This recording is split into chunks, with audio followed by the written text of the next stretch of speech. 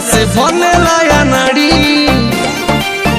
ए राजा बोलो जाना तनी पिया तू तो हवा हो खिलाड़ी, हमरा से कहे जो बनेला या नाड़ी, बनेला या नाड़ी। दोनों पायावा के बीच बाटे हो राजा जी, पायावा के बीच बाटे हो राजा जी। मार दी गोल राजा जी, जो बना भइल बा फुटबॉल राजा जी। मार दी गोल राजा जी।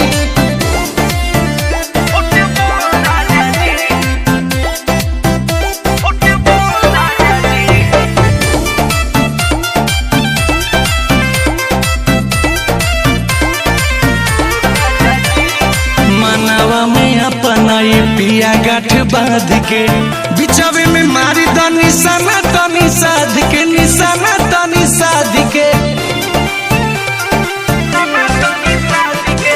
पिया तनी मन गर्मी जाज करी जी, दोनों बेर पीछ पड़ी आज करी जी। काहे बनता र सफा बकलो राजा जी, बनता र काहे बकलो राजा जी। मार दी गोल राजा जी, दोनों पायावा के बीच बाटे हो राजा जी। मार दी गोल राजा जी।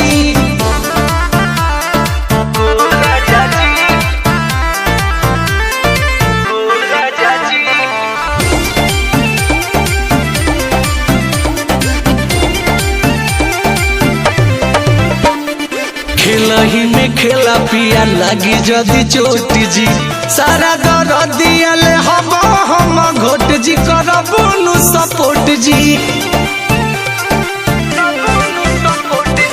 खाली बट पूरा होई फील्ड ये पिया, आई उठाई ही सील्ड ये पिया।